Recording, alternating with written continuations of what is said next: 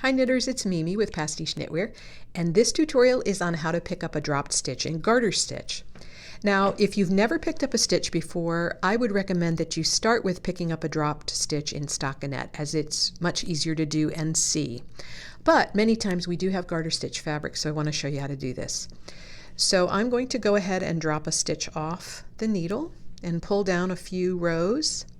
Now you know that in garter stitch we have what presents to us is a row of knit and then a row of purl and then a row of knit and a row of purl. And that's a little trickier when we come to pick this up.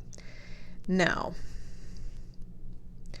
part of the first thing that we're going to have to determine when picking up in garter stitch is which one am I supposed to pick up next? Should I pick it up purlwise or knitwise?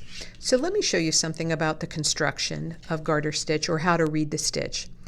If I bring my needle here behind this stitch, and you look at the two legs, you look at the base of that stitch, and you can see that there is no horizontal strand. That is a knit stitch. If I come down to the one beneath it, and I put my needle behind it, I can see, yeah, that's a purl because it has the horizontal bump. So this is my purl row, this is my knit row. If I come up here and put my needle behind, there's a purl row, and here, this one that's loose and open, this is my knit row. So I know that the first one that I'm going to pick up is going to be a knitwise row, a purlwise row. Now think about it this way. This really helped me when I was trying to figure this out. You know, when we're purling, the yarn is in front of us, and when we're knitting, the yarn is behind us. So the same thing holds true when you're picking up stitches. If I have to pick up a stitch purlwise, the horizontal strand needs to be sitting in front of the stitch that I'm going to rescue. If I need to pick it up knitwise, it needs to be behind. So in just the way that we work it in the first place, that's how these strands also work. Now, so for this one, I'm going to pick this up purlwise because this stitch that I'm looking at is a knit stitch. So I'm going to bring this over the front here.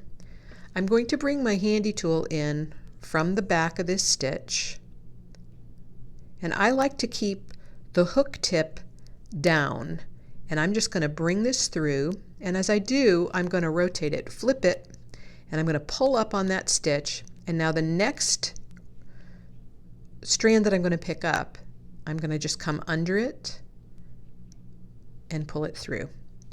So I've picked up the first stitch as a purl and the second stitch as a knit with that yarn behind. Now the next one I need to pick up purlwise. So I'm going to have to retract my hook here, and I need to bring, because this is purlwise, I need to bring this horizontal strand to the front. Think of it again, I just want to reiterate it. When we're purling, the yarn is in front. When we're knitting, the yarn is behind. And that's how we pick up stitches for garter stitch. The purlwise stitches have the horizontal strand in front. The knitwise stitches have the strand behind. So I'm going to bring my handy tool again. I'm going to bring it in from back to front. I'm going to keep the hook tip down. I'm just going to snag this through and then flip the needle, the hook rather, and then I'm just going to come under the next strand because this one is a knit, so I'm just going to bring it through. And I appear to have lost the stitches off the other end of this needle. And I'm just going to rescue those. I don't want to make any of you nervous. Okay, so we have one more set to do. And what you'll see too here is that the purlwise strand, you can see in these horizontal strands, one sits forward and one sits back. So the one that should be purled always does sit a little bit forward. So I'm just going to bring this in front. Once again, I'm going to pull up on this. So I'm going to come from behind with my hook tip down.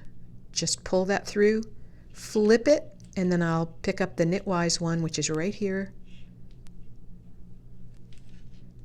And then I'm going to put it up on the needle. Remember, always come in the front of the stitch. And there you can see that we have rescued it, and everybody looks just as they ought to. So give this a try. I also really encourage you to do a little sample swatch like I have, rather than doing it to begin with on your project. Because you don't want to hazard your project. But I'd love for you to give this a go. If you have any questions, please don't hesitate to contact me. As always, if these videos are helpful, please consider subscribing to my channel. Thanks.